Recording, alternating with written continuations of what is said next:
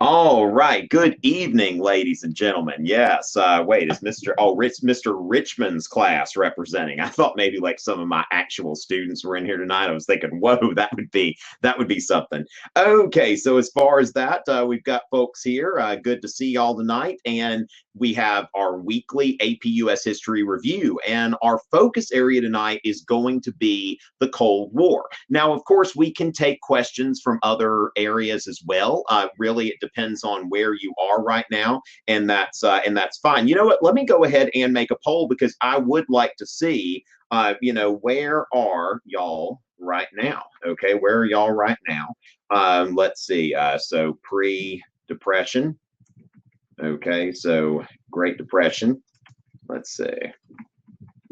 Great Depression, World War II, and then let's see who's at post World War II. Okay, so let's go ahead and look at post World War II. All right, so I've just put a poll out there. If y'all can help me out, let's go ahead and we've got the poll out right now. So let me know where y'all are, because the thing is, if this is not where y'all are, that's fine. Remember that just because we put an emphasis area out there does not mean that that has to be the basis for what we're doing. Okay, but it does look like a lot of y'all are on post World War II. But if there are questions about the Great Depression and World War II, that's still totally okay, because what happens this time of year, it really gets to where classes are doing all kinds of different stuff. Okay, so as far as that goes, yeah, if you use the numbered periods ever, then a 1 is coming your way. Yeah, it's like, remember, the exam never uses numbered periods. So what I'm looking at here, it looks like about half of you are post-World War II, and then half of you approximately are on the Great Depression, World War II. So let me make it clear that you can ask questions about the Great Depression and World War II. Okay, so don't think that we have to restrict this to the Cold War. But we do have a lot of people who are in the post-war era. So remember, go in and yes, I did get a haircut. Thanks for noticing. Of course, if this were AP Euro, I'd refuse to answer your question, and I'd say empiricism. But since this isn't AP Euro, then we're just going to go ahead and say, yes, I got a haircut. Thanks for noticing. All right. And so as far as that goes, let's go ahead and move on to our questions and see what we've got there. Remember, you can ask a question about any APUSH related thing that you want. All right. So going into that, okay, excellent. Okay, I said okay. Not okay. So anyway, let's see. Okay, Kayla's getting us some stuff here, and this is this is good. This is good. I'm seeing some great stuff. So let's go ahead and get into the questions. All right. So let's go ahead and kind of, we need kind of a big picture, but we can kind of start with a sort of microscopic sort of thing here. Okay. So why did both nations decide to limit nuclear weapons after the Cuban Missile Crisis? Okay. So as far as that goes,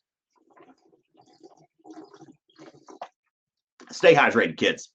And so as far as this goes, the Cold War starts off with the idea of massive retaliation. Okay, if we look at the Eisenhower administration, they're thinking in terms of massive retaliation, mutually assured destruction.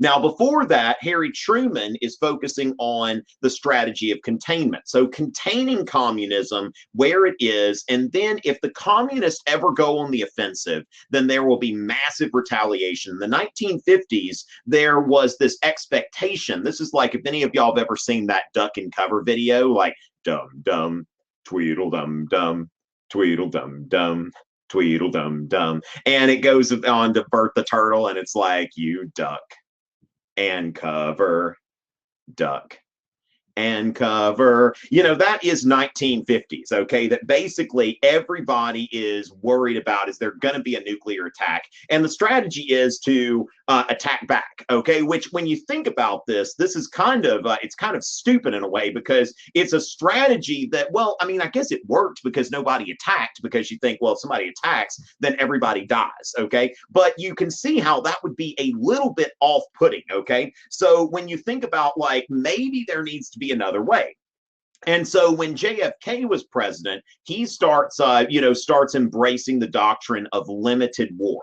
All right. And so what we're talking about here is in terms of, instead of assuming that the next war is going to be a nuclear war, then what about a limited war? Okay. So that's where he starts training, the Green Berets and, special forces and stuff like that. And then we see wars like in Korea and Vietnam, which were not nuclear wars, but they were still wars nonetheless. And so as far as that's going, now the Cuban Missile Crisis represents, like, what you're supposed to do before the Cuban Missile Crisis is brinkmanship. Okay, brinkmanship is going right up to the line, to the brink. Like, if I am on the brink, that means that I'm right before the jump off point. Okay, that if I take another step, I'm going to fall down into the canyon. All right.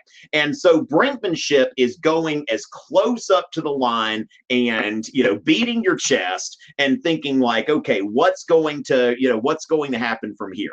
And so with that, the Cuban Missile Crisis, we see these missiles on Cuba. Kennedy blockades Cuba, and then the Soviets, Khrushchev sends the Soviet Navy. And of course, there is a 13-day standoff where the Soviet Navy is on its way to Cuba. Kennedy is quarantining Cuba with the U.S. Navy, and nobody knows what's going to happen, because if the Soviet Navy gets to the United States Navy and there is a conflict, then this could lead to nuclear war. That everybody is, oh, that's pretty awesome, Ultra Wig. But everybody is wondering what is going to happen now. I mean, you've got to imagine, this all in the newspapers and on the TV and all of that. Are we going to have nuclear war? And when that is finally settled, okay, that when they're almost in contact, finally they make this deal, okay, that, the Soviets will pull their missiles from Cuba, and then the Soviets kind of get what it is that they wanted, that the United States is going to pull its missiles out of Turkey, okay? So we had put missiles on Turkey. This is before ICBMs. Like today, you can launch a missile from North Dakota and it can hit anywhere. You could go straight from North Dakota to North Korea without having to go anywhere. Just push a button. This is before that. So we had missiles on Turkey, and so we had to pull the missiles off of Turkey, and then the Soviets pulled their missiles from Cuba. And so after that, they start to think in terms of, when you get to Nixon, for example. Now, Kennedy did talk about, and that's one thing I love about JFK. Okay, that JFK is a president that is easy to love, I think. I mean, he was somebody that was very, very tough on communism, okay, very tough on communism. But at the same time, Kennedy had this idea, we need to think about the end goal. Now, I tell you, sometimes when I'm driving home from work in my car and I need a little bit of inspiration, I will listen to JFK's Ich bin ein Berliner speech, because this speech is like, he talks, it's almost like a wrestling, okay, like WWE sort of thing, that he's like, look, that when they're very charismatic. And so when we look at Ich bin ein Berliner, and this is where what I love about JFK, he was completely uncompromising, in his standing up to communism. Now I'm trying to find a script, okay, because he was answering a lot of people who said that, maybe communism is not that bad, okay, and he has this constant refrain, okay. So let me go ahead and I'm going to share my screen with you for a second. And so as far as that, this is, but JFK, I think, is really my favorite Cold War president. Also, Lana Del Rey's favorite Cold War president as well. So, the thing is, let me go ahead and share this with you. And let's see, the screen is sharing, but maybe it's not. Okay, so let's see. It's supposed to be. I'm pressing to share the screen, and it just is. Oh, there we go. Now it's going to share. Okay, got it. So what he said here is he's talking to people who want to compromise with communism. And he says here that there are many people in the world who really don't understand, or say they don't, what is the great issue between the free world and the communist world. Let them come to Berlin. There are some who say There are some who say that communism is the wave of the future. Let them come to Berlin. And there are some who say in Europe and in elsewhere, we can work with the communists. Let them come to Berlin. Now, remember, keep in mind that we're looking at, occupied Germany. Okay, so when we're looking at occupied Germany, we're seeing that Berlin is in the middle of the Soviet sector. Now, the Soviets were our allies in World War II, and it quickly turns a little different after that, okay, because they divided up into zones of occupation.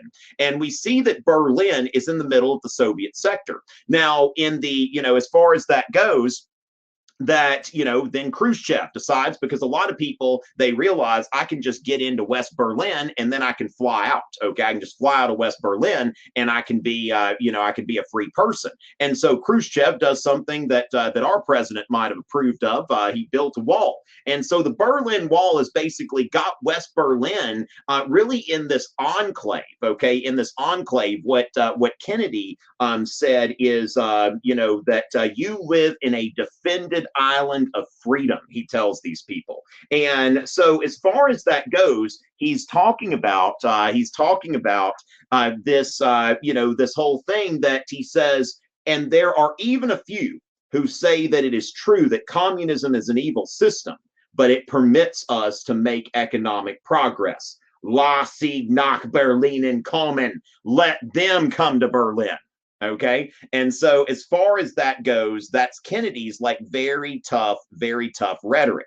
And so with that, that is his really tough talk on communism, but his goal was not to like be in a perpetual state of war. That JFK also had this idea that our ultimate goal is world peace. Okay, that our ultimate goal is world peace.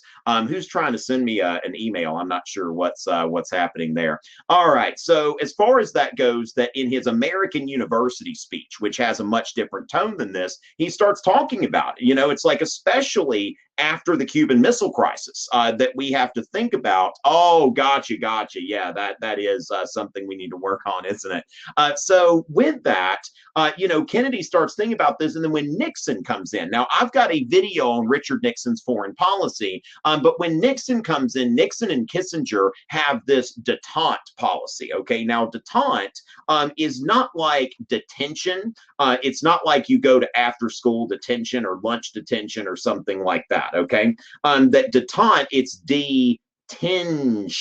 Okay, detention. That there's this idea that we need to get out of this whole kind of Cold War mentality where we're at each other's throats. And I'm trying to get to my slides here on Nixon's foreign policy, and just to kind of show you some things here, okay? Because this is when we're going to start really getting into these arms limitations, okay? Which really sounds a little bit like Woodrow, kind of reminiscent of Woodrow Wilson. And so as far as that goes, that Nixon, what we're looking at there is détente, okay, détente, because when you think about it, the tension, okay, that was there between the free world and the communist world was, a situation where it wasn't sustainable, okay? So Kennedy had this view of we need something to be sustainable, we need peace, but Nixon's the one that brings it about, okay? Nixon and his Secretary of State, Henry Kissinger. Now, Henry Kissinger was a German, so of course he was inspired, if any of you've taken AP Euro in the past, by Otto von Bismarck and his, Realpolitik strategy, that we deal with other nations based on practical rather than ideological concerns. And of course, that is when Nixon goes to China and,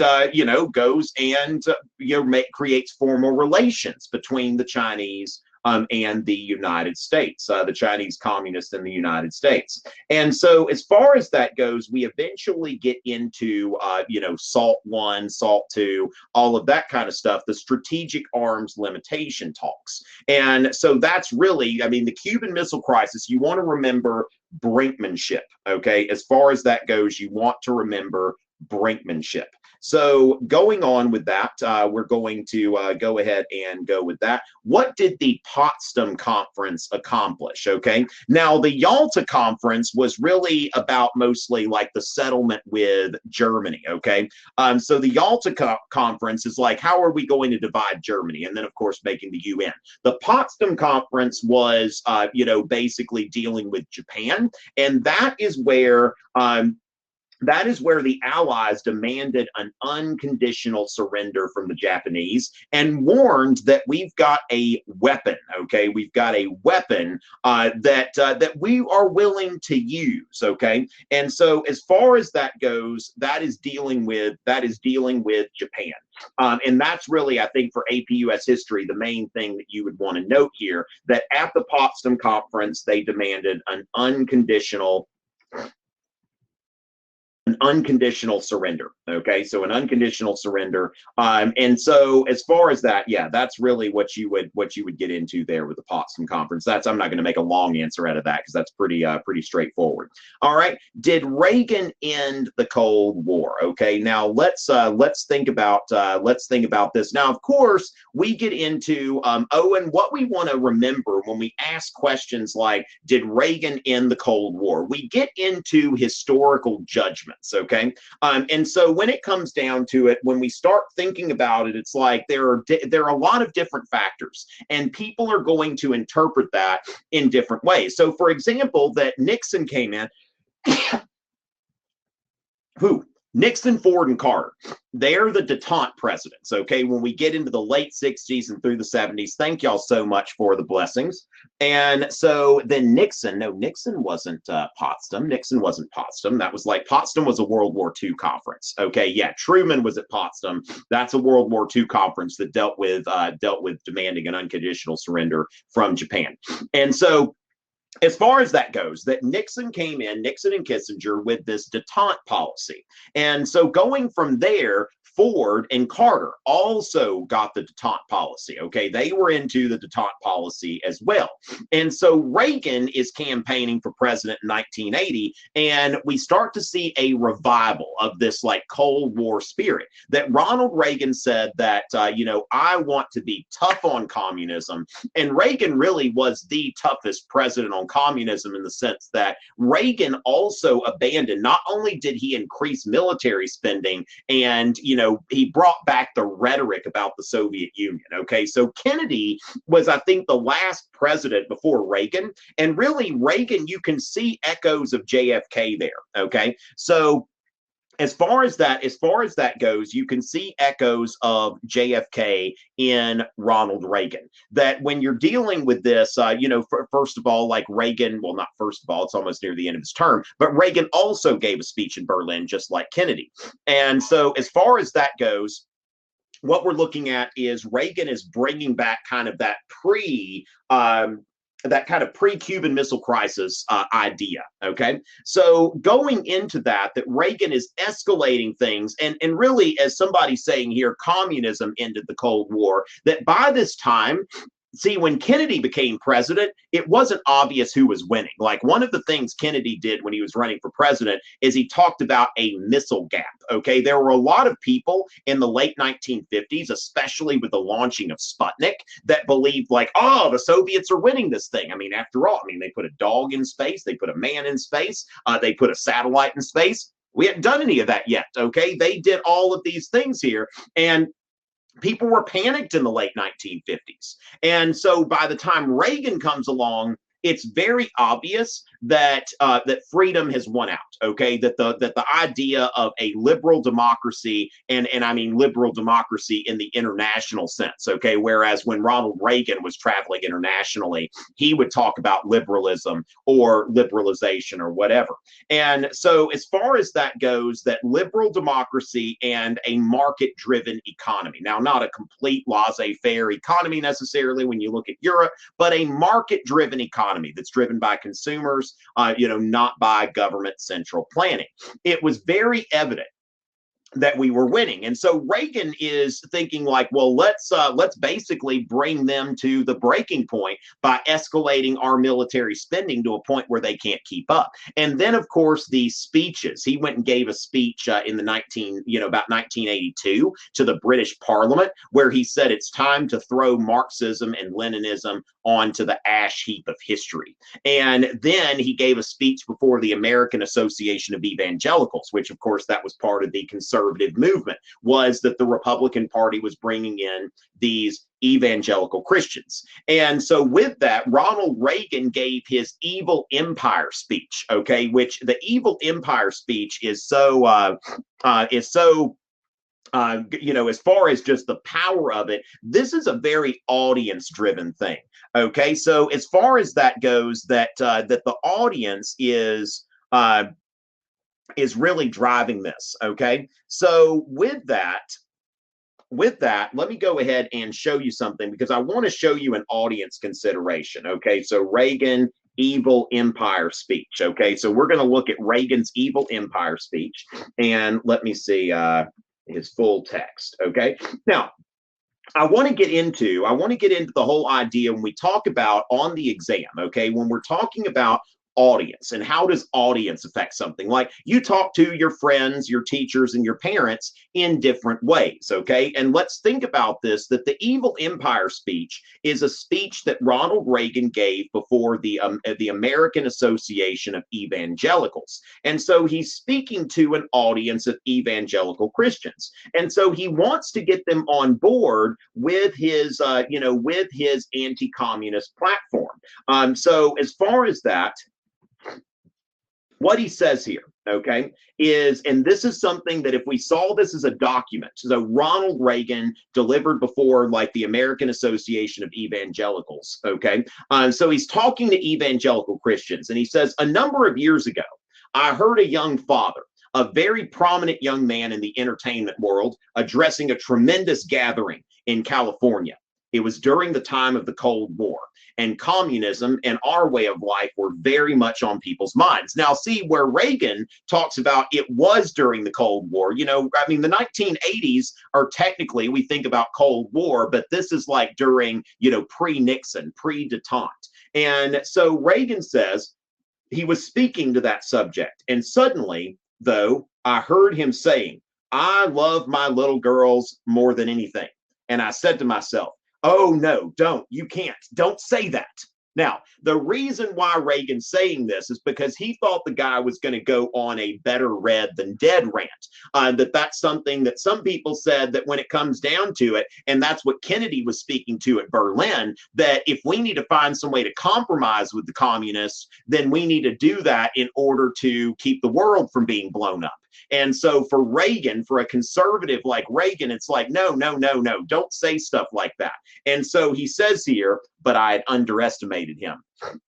He went on, I would rather see my little girls die now, still believing in God, than have them grow up under communism and one day die no longer believing in God. Now, note here, applause, massive applause. Okay, so Ronald Reagan, the great communicator, when we think about the audience considerations, that Reagan wants evangelical Christians on board with his anti-communist campaign. And when you think about it, like evangelical Christians might be a demographic that would say, well, we don't want to be too tough because we don't want war. But Reagan's saying, look, this is a contest between people who believe in God and people who don't, that our enemies are, dirty communist atheists. And if you love Jesus, then you need to be on board. And that's what Reagan is doing here. His audience is affecting what he's saying.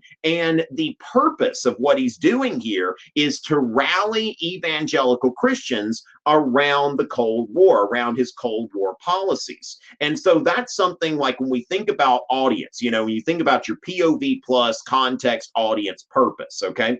And so when we think about that, how does the audience that's being addressed affect what's being said. And that's what made Ronald Reagan the great communicator. So as far as that goes, that, Reagan did do some things that he started pushing harder. Also, Reagan, another thing to note here is he went beyond Harry Truman, Harry Truman's policy of containment, which was the policy throughout the Cold War, this policy of containment. And so with the policy of containment, we're not stopping, we're stopping communism from spreading, but we're not going to try to roll it back. Now, this is nice because you've got two R's here, Reagan, rollback. Okay. And so Reagan was committed to actually rolling back communism, saying that the United States will support, anti-communist guerrillas. Now, some of this he did under the table. The whole thing about the Iran-Contra scandal was that his administration was illegally selling arms to Iran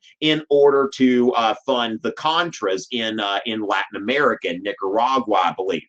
That these were anti-communist guerrillas that were fighting a far left government and far left communist aligned government, and they were taking the money from these illegal sales of arms to Iran, who was at the time an enemy of the United States, is still certainly not our friend, and so then diverting that money off the books to finance the Contras. And so when it comes down to it, it's kind of hard for me to be mad at somebody for fighting communism, but it's kind of similar to what Nixon did, like when he sent troops into Cambodia during the Vietnam War. That basically, the thing is, when we look at the Ho Chi Minh Trail, okay, so when we're thinking about the Vietnam War, now, again, Nixon probably should have informed folks, but when we're thinking about the Ho Chi Minh Trail, this is really the ridiculous thing about the Vietnam War. Let me go ahead and show you this because, you need to understand why it is that Nixon was doing this, okay? So Nixon's trying to bring about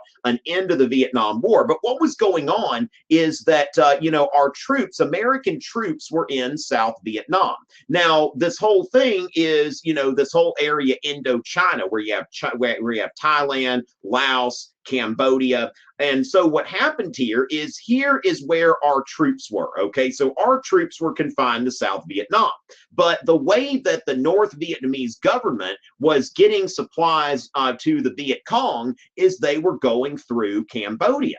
And so as they're going through Laos and Cambodia, it's like, well, they basically got base. If you think about when you are when you're playing tag when you're little and, you're on base, I'm on base. And this is what they got to do. And so Nixon, in order to try to bring about a swift end to the Vietnam War, is thinking we've got to cut off the trail. But he didn't have authorization from Congress to do that. And so with that, Nixon then, without congressional authorization, authorized American troops to be sent into Cambodia without any consent from Congress. So it's a very similar thing. Like sometimes the president does something that maybe is not wrong in the abstract, but it's not authorized by Congress. So the Iran-Contra scandal, it's something that was it was a noble endeavor, but at the same time, it was not something that Congress had ever authorized, and it was done off the books. And so when it comes down to it, really communism, I think the prevailing school of thought is that it collapsed on itself. But I also think that, Reagan certainly didn't, I think that Reagan escalated things a bit by, really seeing that communism was on the breaking point and giving it that necessary push. All right. So as far as that, now, as far as rewatching the session later, ladies and gentlemen, rewatching the session later, go to Fiveable.me and look into purchasing Fiveable Plus. Now, these weekly sessions through the end of April are absolutely free to watch live. Fiveable Plus members get access to the replays, and also they will have let's see, this is right when, so when it comes down to it, that, this is where you can also get access to cram sessions that are going to be happening during the, during right before the exam. So, and also Fiveable Plus is going to be more expensive right before the exam, because that's when people care about it. I mean, most people study for, like, there's a group that starts studying seriously for the exam 2 weeks out, and then there's another group studying for the exam 2 days out. Okay. So as far as that, how did the U.S. influence public opinion during the Cold War? What are we talking about here? I'm not exact. Ultra Wig, if you could perhaps, if you could perhaps maybe rephrase your question so that's a little bit more clear. I'm going to go to this one. How did the Cold War start? Okay. So as far as that goes, I showed y'all that that map of occupied Germany. All right. So after World War II, now, of course, what had happened here is the Germans and the Russians had fought 2 wars against each other. Okay. So yeah, some of y'all, those of you who are here, yeah, y'all are way ahead of the game. So Fiveable's trying to help you by offering Fiveable Plus at a discount right now. So for those of you who are actually seriously studying, but as far as how the Cold War started, okay, when we look at how the Cold War started, the Soviets, they had, the Soviets, the Russians, whatever you want to call them at the same time, depending on World War I, II, all of that, but they had been attacked by the Germans twice, okay, and Stalin says, look, I need a sphere of influence, okay? And this is what's called the Eastern Bloc, okay? So let me go ahead and make sure you've got a map here, okay? So we're looking at the Eastern Bloc, and I'm going to go ahead and share my screen here again, all right? And so we're talking about the Eastern Bloc. So Stalin says, now remember, these countries are not part of the Soviet Union, okay? So there are countries like, you notice, Estonia, Latvia, Lithuania, Belarus, Ukraine. These are part of the Soviet Union. Now, the Eastern Bloc countries, these are countries that were not part of the Soviet Union, but Stalin said he needed a sphere of influence to make sure that the Soviet Union was never attacked by the Germans again. And so what happens here is like Romania, Bulgaria, you see what was then Czechoslovakia, Hungary, Poland, and of course, East Germany. Okay, so these countries are at that time, like, they're basically these puppet governments are put in there.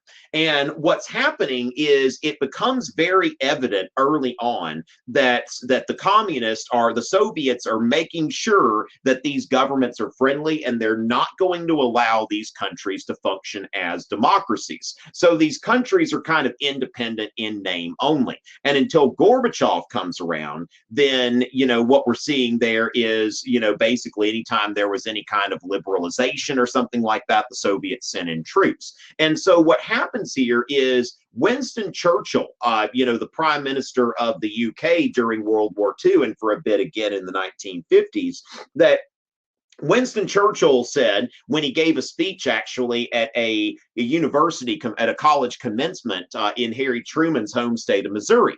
The speech was called Sinews of Peace, but we often call it the Iron Curtain speech. And so Winston Churchill talked about an Iron Curtain is going, is being laid across Europe. And then there, of course, was the Long Telegram and NSC 68. Okay, so a couple of things here. If we're looking at what's going on in the Eastern Bloc, NSC 68. Okay, so NSC 68 is a National Security Council, publication, and this was presented to Harry Truman in April of 1950. Now, the Long Telegram. This is something that was right after World War II. Okay, so as far as the Long Telegram or the the X article, So as far as that goes, the Long Telegram. Okay, and this is George Kennan. Okay, this is George Kennan's Long Telegram. And this is something that basically, as far as that goes, that Kennan is trying to say here. And he is somebody who was who was a State Department official, ambassador to the Soviet Union. Okay, well, actually a little bit later. Okay, but he's basically a guy who knows a good bit about the Soviets. And so what he said here, this is in 1947, and he presents these assumptions, okay, that essentially that the Soviets, they are at war with capitalism. that they are going to, they're going to use. Now, the other thing here, if it's foreshadowing McCarthyism, the USSR would use controllable Marxists in the capitalist world as allies. So it's which they did. If we look at the Alger-Hiss case and a few other cases, that the Soviets view themselves as being at war with the United States and the capitalist world, that they are going to spy on us, that there is, there's not going to, as far as that goes, that this culture and that the United States is going to have to be strong, okay? That the Soviets respect strength. And that is what they're, that's what they respect. That's what they get into. And so as far as that goes, we see here that in 1950 that we start to see this blueprint for, remember that after World War I, the United States demilitarized, reduction of arms, along the guidelines of the 14 points. And so NSC 68 and the long telegram, these are two policy instruments. Now, you would use these in an essay or, an SAQ as illustrative examples, okay? Illustrative examples. And so as far as that goes, that's what you're getting into with the Cold War, that you want to get into, you want to look at the long telegram, NSC 68, the Iron Curtain. Those are things that I would look at there. All right, and so let's see here. How did Cold War foreign policies? Okay, so let's just, again, I'm going to go through just real quick here. Okay, so Truman, now, first of all, it's Harry Truman who's got the policy of containment. Yeah, let me be clear, Rhea. Like I'm a big fan of Wikipedia. Like I don't think textbooks are really necessary anymore. There's nothing in a textbook. Wikipedia is just basically an online textbook, if you think about it that way. There are some teachers who act like that it's not credible. Now, I wouldn't cite it in a paper, but when you look at a Wikipedia article, they've cited things. There's nothing wrong with going into Wikipedia, seeing the things that they're citing, and using that stuff in your paper if you actually look at it. So as far as that goes, that Truman, Harry Truman, who was president until 1953, his administration had this doctrine of containment. All right, so basically, we're going to try to keep communism where it is and not let it spread. Now, of course, it did spread a bit into Korea, and that, of course, was the Korean War was something of of course, China. Okay, so spread into China, and of course, the Korean War was an attempt to keep the entire Korean peninsula from falling to communism. So Truman, it's about containment.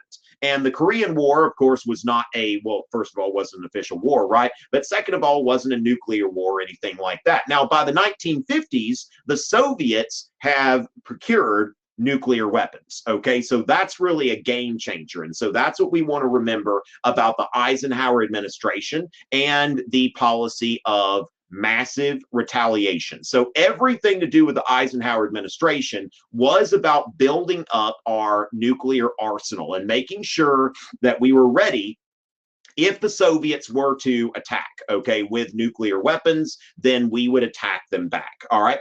And so Kennedy comes in, and Kennedy is really, like I said, he's getting into this idea of limited war and counterinsurgency and stuff like that. And that kind of carries on into Johnson. Now, of course, Lyndon Johnson is the one who goes into Vietnam, just guns blazing, with us having 500,000 Americans over there at one point.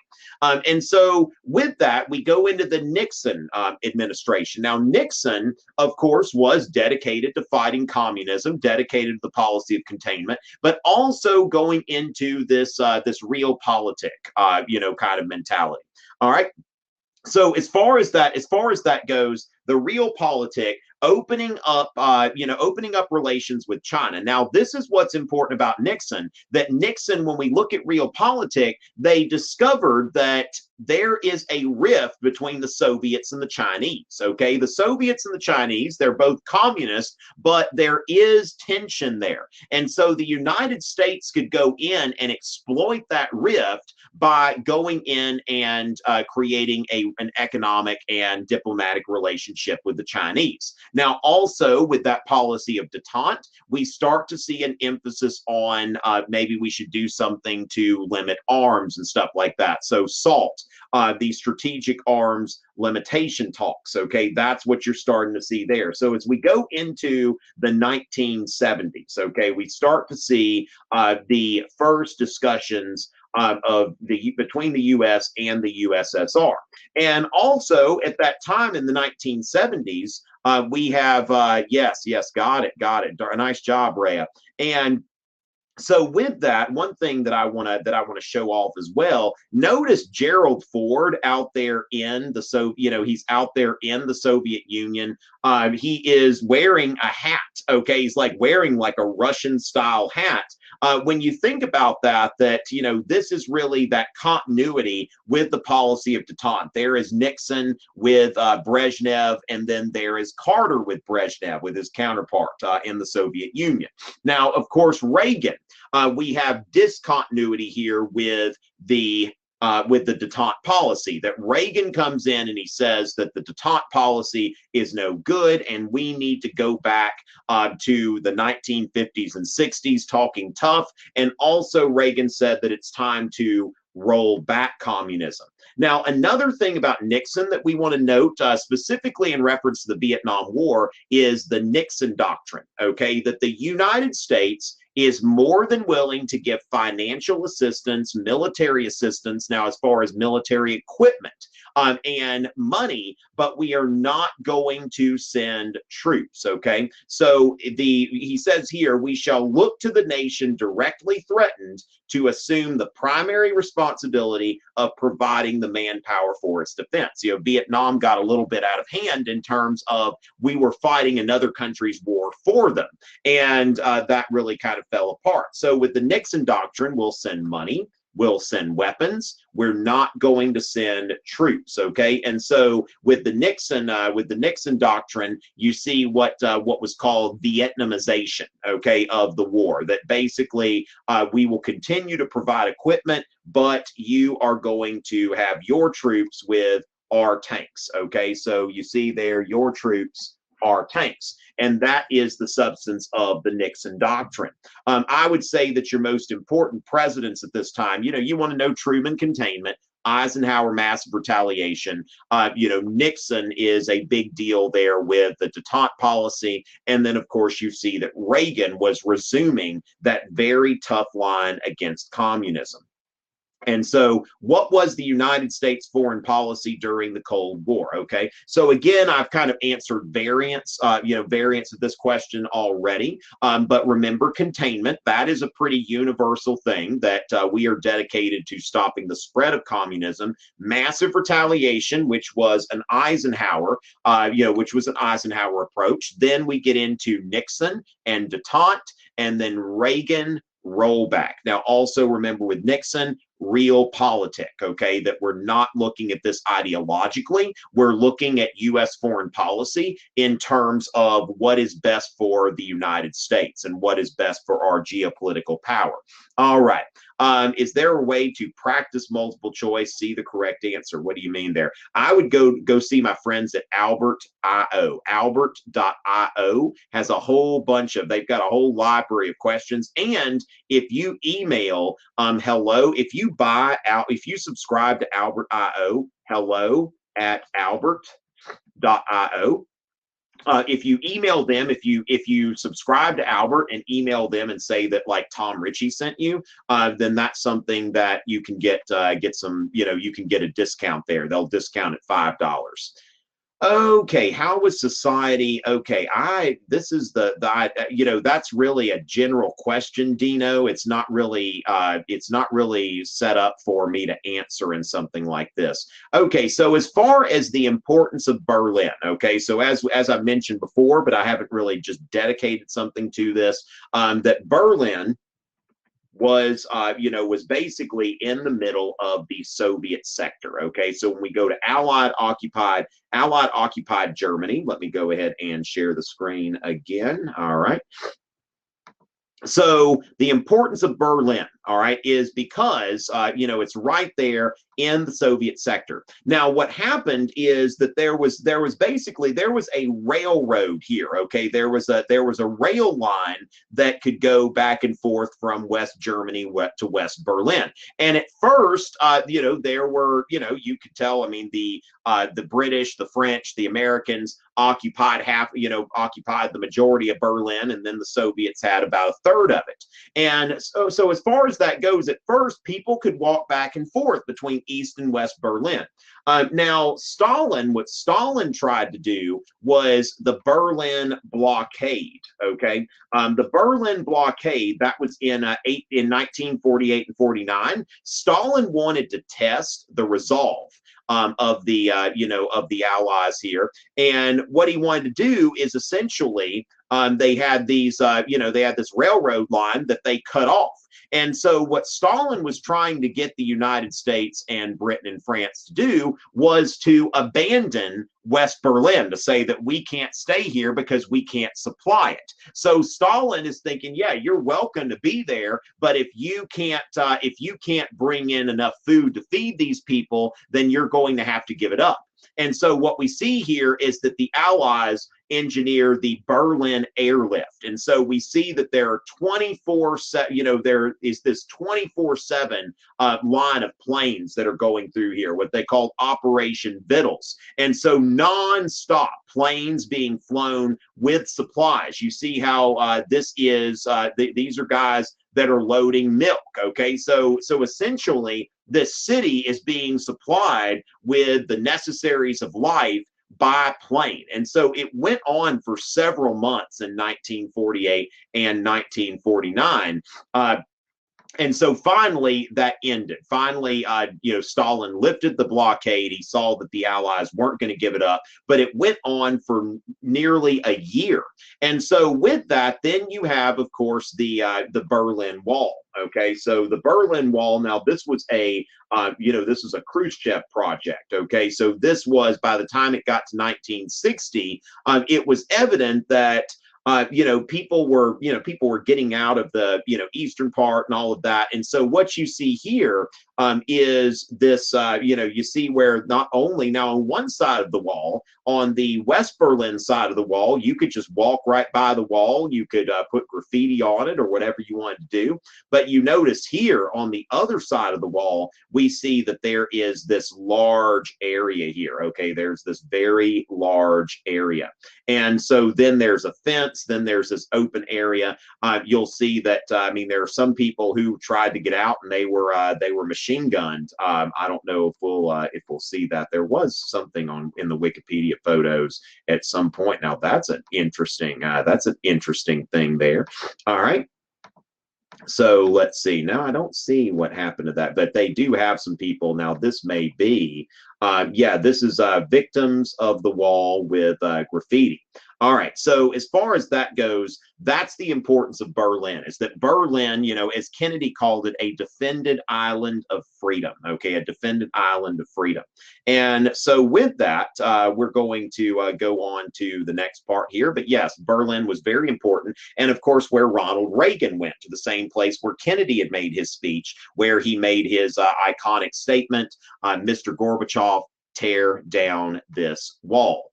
Okay, so as far as that, the difference between the goals of the U.S. and the USSR. All right, so going into that, let's see what we've got here. All right, so going into the goals of the U.S. and the USSR.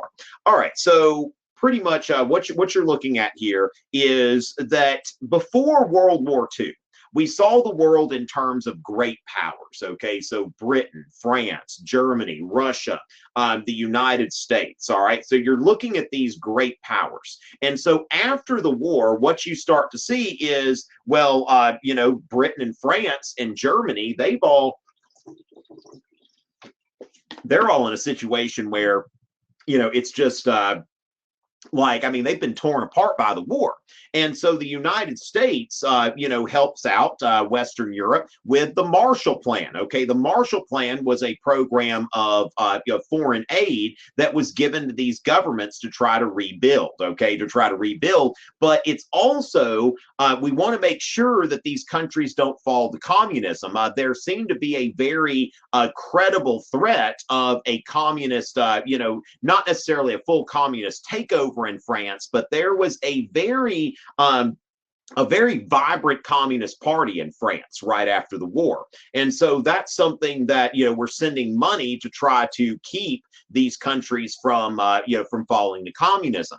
And so the United States is really taking a leadership role, which is much different from the United States after World War I. Now, the United States wasn't totally and completely isolationist after World War I, but the United States was reluctant to take on a permanent leadership role in this sense. And so as far as that goes, that the United States helps organize NATO, the North Atlantic Treaty Organization. Okay, so the North Atlantic Treaty Organization that was organized. Okay, so when we look at NATO, now of course today we see that NATO's gotten a lot larger than it was during the Cold War. I think I forget if there's a Cold War map here or not, but today we see that most European countries are part of NATO. Looks like, with the exception of Ireland, Switzerland.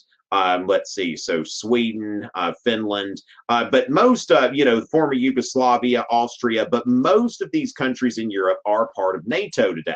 And so NATO is essentially a mutual defense pact. Every member of NATO, every one of these countries in blue, the United States has promised that if that country is invaded, the United States will go to defend it. Now, that's a lot different than after World War I, where the United States said, we don't want to be a part of the League of Nations. We don't want to be brought into a war. And so what we see here is that in 1949, it was a handful of European countries. And okay, looks like Turkey came and went. Now they're back again. And then notice that, okay, now I don't know why that's set up like that. Let's see, already blue. Now, they make it blank to bring attention to it. Now, Spain, noticed in the 1980s. Now, Spain had kind of been marginalized for a while because of Francisco Franco, which Generalissimo Franco wasn't necessarily a fascist, but he was allied with, he accepted help from Hitler and Mussolini, and had an authoritarian government. Now, of course, eventually, Franco's government was recognized by the United States and other countries because it was reliably anti-communist. And so going from there, we see how NATO, of course, there was a massive NATO expansion after the fall of the Soviet Union. And so the other side of this, okay, now the Soviet Union, what we're looking at is what they call like hegemony, I think, if I'm pronouncing this right, that basically, the Soviet Union, you've got Europe here during the Cold War, that these are the NATO aligned countries. Now, Greece and Turkey, these were the two countries most closely associated with the Truman Doctrine, okay, of Greece and Turkey.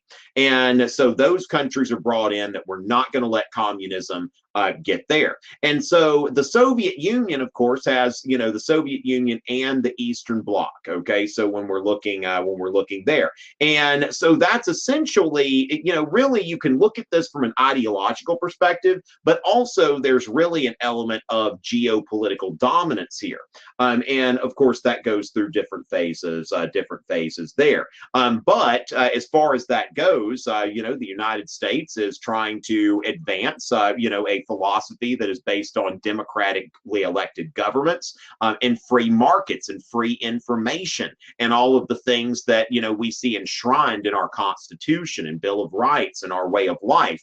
And then, of course, the Soviets believe that the way to go is central planning. Am I forgetting decolonization? Okay, which I mean, how does decolonization come in? I mean, if we were talking about AP Euro, I might go into that a little bit more, but decolonization, I've never really seen that come up as a major issue in a, on the U.S. history exam, but definitely something that I would, talk about if we were talking about AP Euro.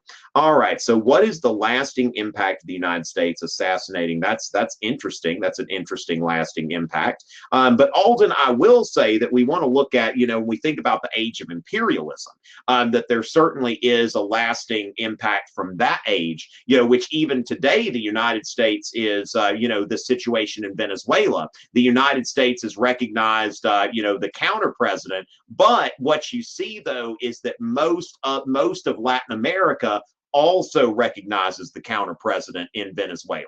All right. So the recognized first lady of Venezuela, I think I saw on the president's Instagram today, that she visited the White House today. So the thing is that one thing I would say, and that's another thing that we need to talk about in terms of JFK, started the Peace Corps and the Alliance for Progress. Okay. So if you're thinking about the Cold War in Latin America, there are two things that if you're, and hopefully when you're watching these things, you've got a pen and paper. But a couple things about the Cold War in Latin America, the Organization of American States. Okay, so the Organization of American States was founded in 1948. Okay, and of course has its headquarters in Washington, D.C. And this is an organization that was created in order to make sure that the Americas were united against communism. Now, of course, Cuba for a while was kicked out of the Organization of American States, but basically this was created to make sure that there is, that there is dialogue, that there is cooperation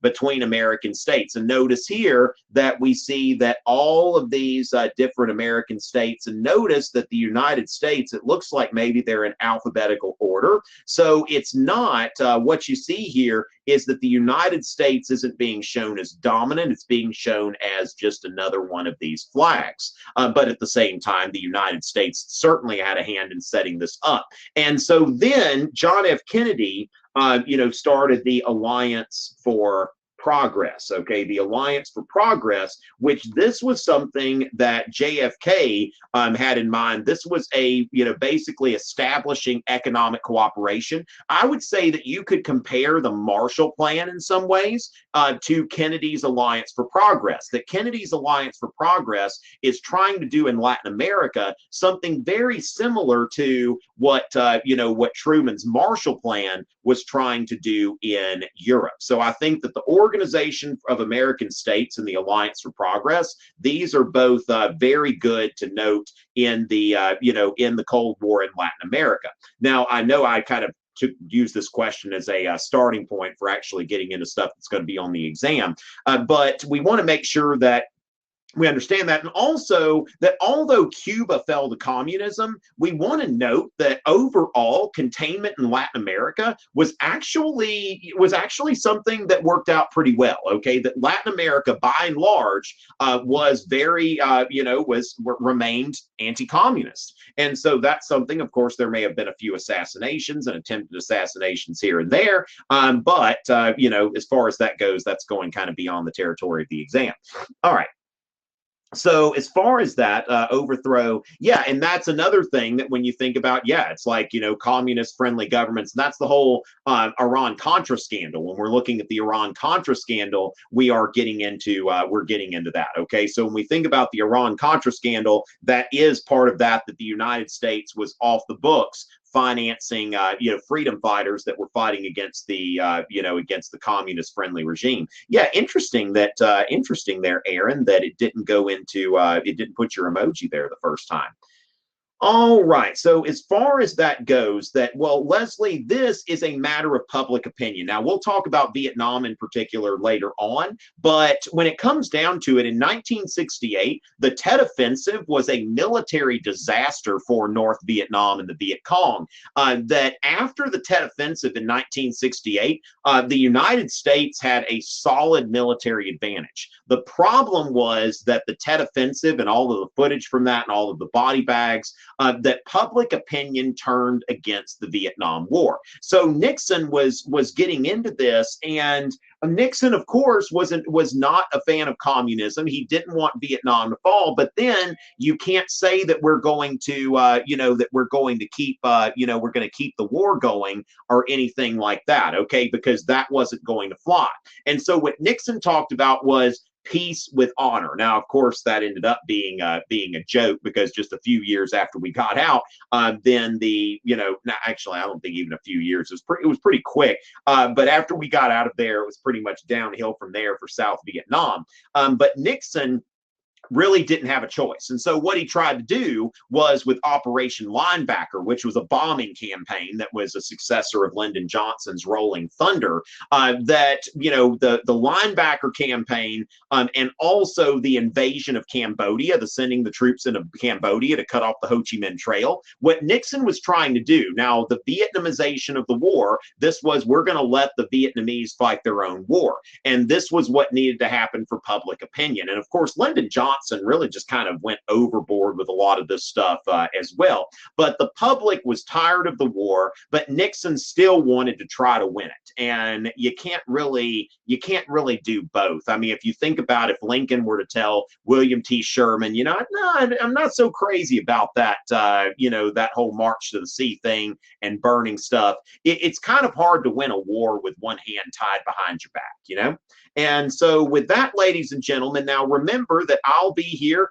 every Wednesday for between now and the end of April. We want to make sure that y'all are here as well. And remember that these are free broadcasts, but if you subscribe to Fiveable Plus, you can go in and not only see the replays, but you can search the replays, because when we answer questions, it's actually in searchable. You can go in there and see, I want to see something about the Monroe Doctrine. Has the Monroe Doctrine ever come up? Okay, so remember that you want to go ahead, go to fiveable.me and look into Fiveable Plus, and that also gets you access to members-only cram sessions that we're going to be doing right before the exam. So, ladies and gentlemen, thank y'all so much, and it is always a pleasure. Thank you, Owen, for coming. And all of you, we've got Patience, Carla, and Rhea, and all kinds of other people as well. So thank y'all so much, and I'll see y'all again next week.